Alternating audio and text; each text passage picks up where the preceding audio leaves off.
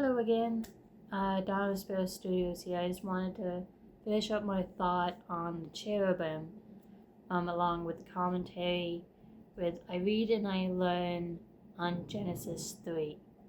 Because the fact that God put the cherubim or the angel there to protect the garden and the tree of life, I find incredibly fascinating. And I just wanted to share it with you. Feeny, if you want to play, you're gonna have to bring it over here, baby. I love my dachshund. So here is the note that my Bible has on that verse. So cherubim, excuse you. Thank you. No. Come here.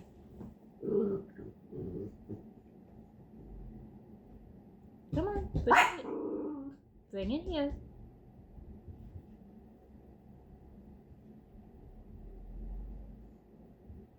I know you're looking for attention. Bring it here. Which one do you want to play with? I'm not coming down to you. You're going to have to bring it here. He thinks he rules the house. I will put you in the other room, sir. Yeah. Are you going to bring it here, or are you going to wait?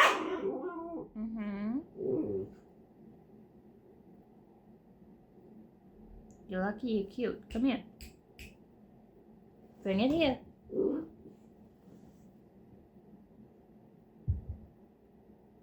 It's like not even closer.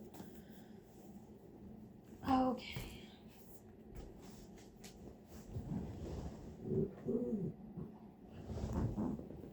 This was what he wanted. I'm very sorry for the interruption. Okay, so cherubim, angels, very cool. So cherubim are a class of angelic beings that guard access to God's presence. East of Eden. We also see it mentioned in Exodus 26:31 and Ezekiel 28:14. In Genesis, movement eastward often implies leaving the pleasant presence or blessing of God, rather than judgment. See also Genesis 4:16, which we'll read tomorrow. So,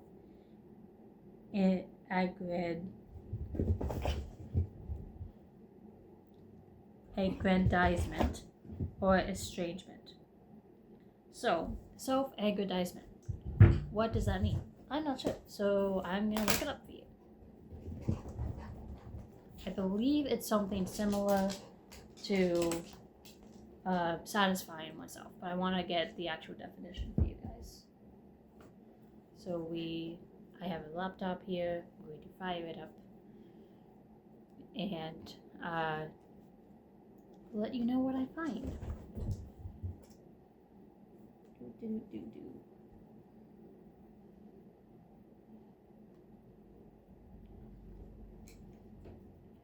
Self-aggrandizement. Okay, so self-aggrandizement, as you can see, I've looked it up,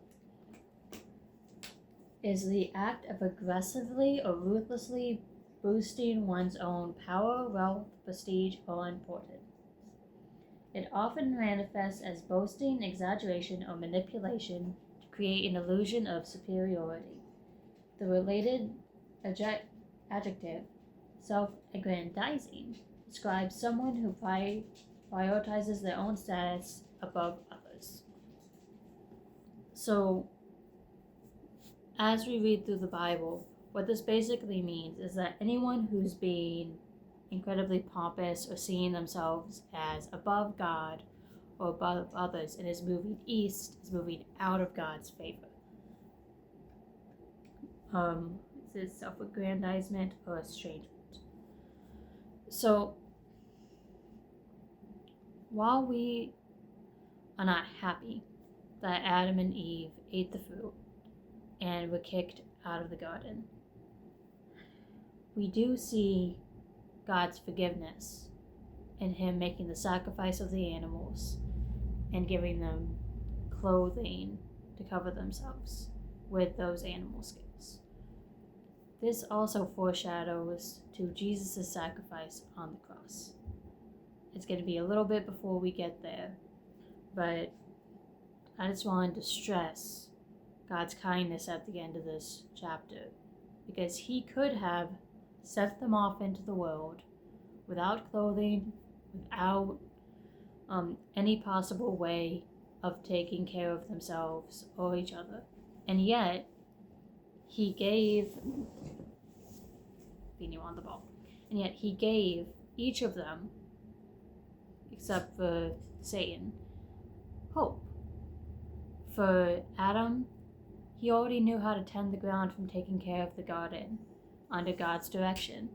And so he, even though he has to struggle for it, they have food. And Adam can work for the food. Yes, childbirth will be painful for women, but they're able to have kids. They're able to continue on and to live. And the human race is able to be created. And we'll see what happens with Adam and Eve in the next chapter, and what happens with the human race after they've been separated with God, separated from God. So yeah, I felt like you needed the extra commentary on the cherubim and what it means when they left the Garden of Eden and they had the flaming sword there. A lot of people have speculated where Eden is. Like I said, there have been historical records that Israel is where the Bible took place, and so it's in the Middle East. There are the Tigris, the Euphrates, Pishon, and the Gihon rivers that are now in remnants of them, or they're still going strong in that area, the Mesopotamian Valley. So I hope that you're enjoying learning these tidbits in the backstory as much as I am about these chapters. And I will see you tomorrow as we go through chapter 4. Genesis chapter 3 is one of the saddest chapters of the Bible, in my opinion, but it does get better. I promise. Have a good day. God bless. Bye.